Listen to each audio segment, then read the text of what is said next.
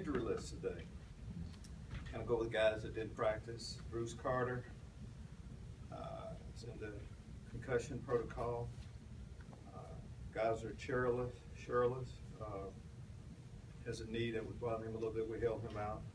Vincent Jackson has a knee. George Johnson's getting better, but his calf injury is still there. Gerald McCoy has a hand injury. Jack Smith has a hamstring. Luke Stocker back's a little sore today. So those were the guys that weren't able to practice at all. We have some other guys that were limited that are all getting better. Big game for us.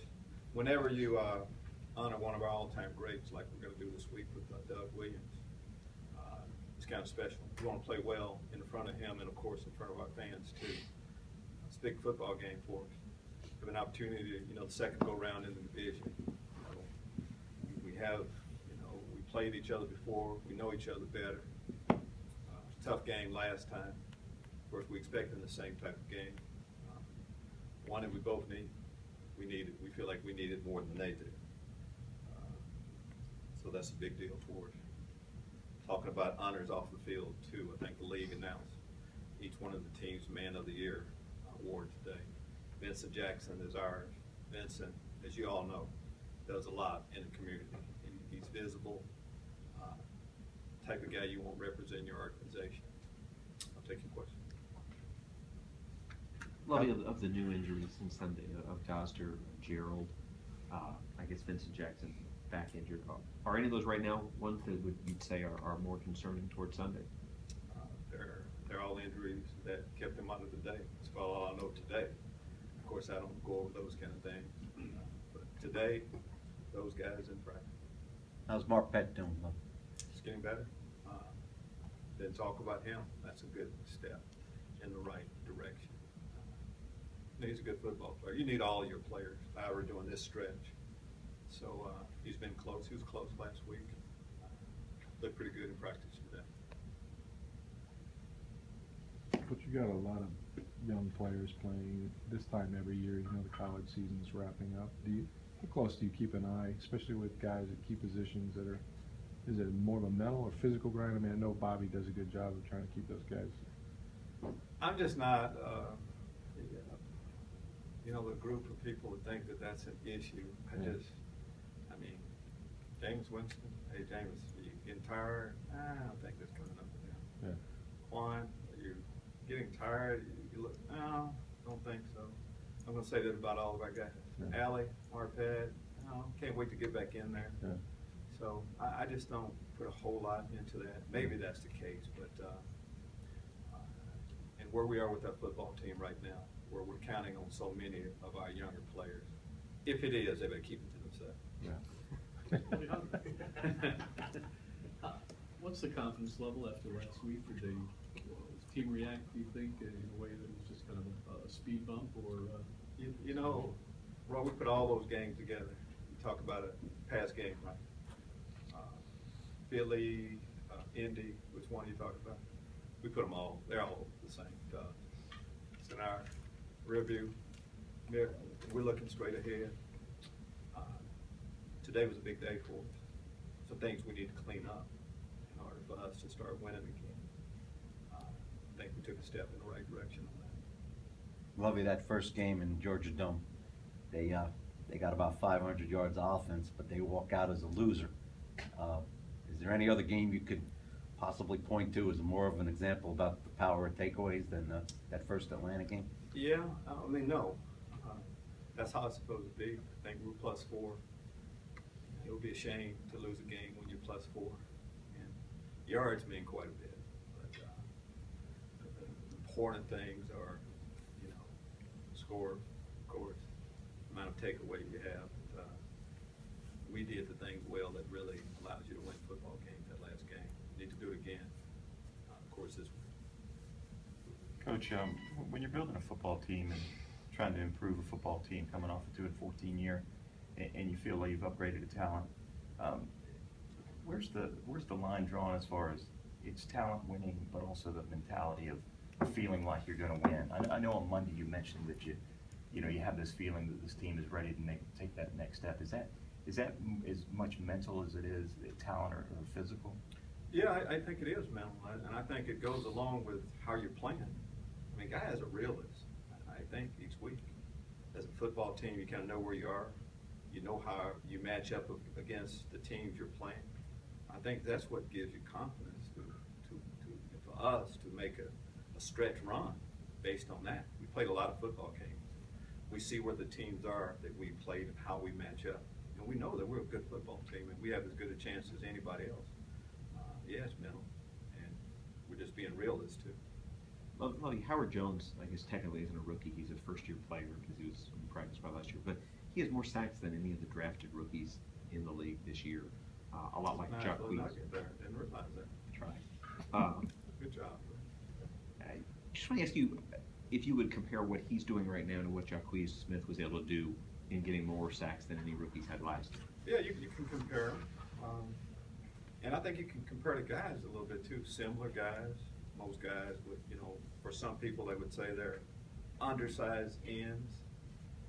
But for us, that's the type of athletes we're playing with at that position. And if you have ability to come off the edge, you can get some sacks in our system. Those are the type of guys that we've had success with in the past. And he will tell you, Howard, still green.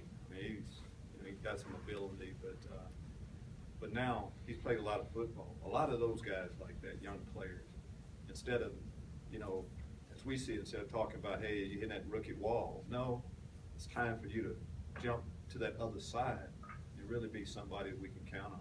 We're going to need those guys to do that. Playing against a passing attack. And as Ira said, talking about those 500 yards we gave, we need to be able to get some pressure on him this week.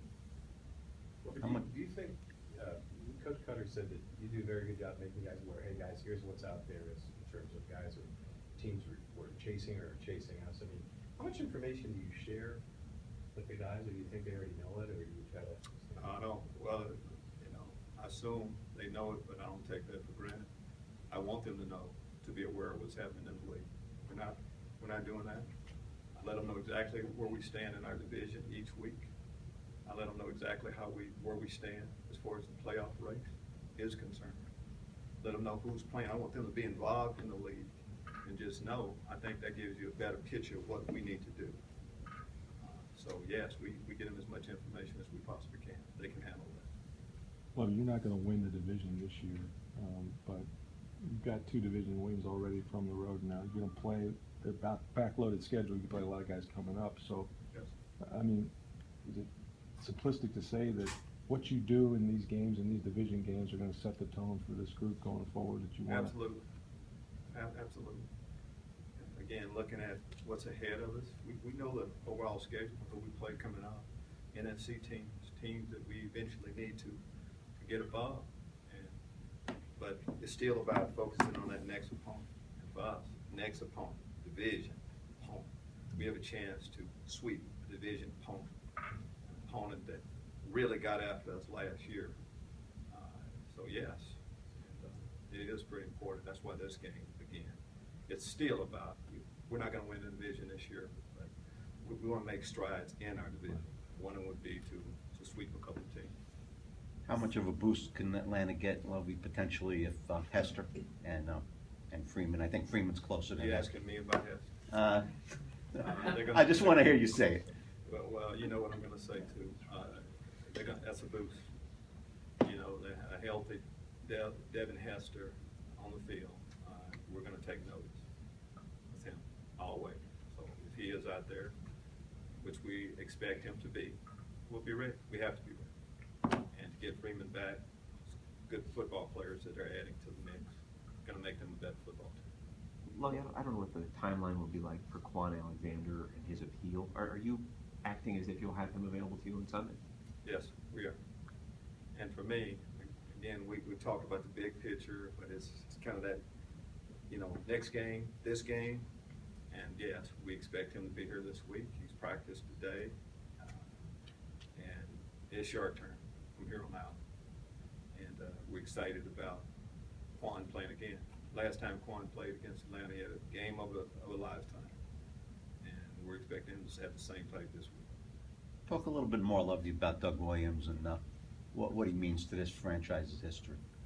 Well, you know, there are some guys that, you know, you think of Tampa Bay Buccaneers, I mean, their pitcher, their name come up. Doug Williams is one of those. I mean, our first franchise quarterback, you know, and just a great ambassador for the Tampa Bay Buccaneers. For all of us that know Doug Williams too, know what he represents. We've honored, you know, in my 2 years here, we've honored some of our all-time greats that we've had. And it's a special time. Doug is definitely one that should get that type of recognition. And we have another young franchise quarterback coming up. Doug is going out of his way to, you know, be that mentor for him. So it means a lot for, you know, for us to, and I guess Atlanta and all the things that goes along with this game is a big deal for us. You think he's helped Jameis in his development? No doubt he has. Not only James, but Doug Williams have a lot of the quarterbacks coming through this league. How much of a trailblazer was he, Lovie? You were about 20 years old when he was drafted in this franchise. What do you? That's pretty good. Wikipedia page. But you know, as a young man growing up, I mean, was he an inspiration to you personally? No doubt. You know, I realize that Doug is African American quarterback, was one of the first, so he was a trailblazer. You know, for young guys coming up, for a guy like Jameis Winston, it's good for you to see someone that looked like you know, on the sideline doing things and give you hope of what you can do in later days. So now we all know what Doug means, and Doug has a Super Bowl too, right? Championship. He's got the pedigree, and you're a great quarterback like he was in college, one of the historical great colleges. It's good that he's associated with the Tampa Bay Buccaneers, as I see. Okay, anything else? Thank you. Thank you. Thanks, Coach.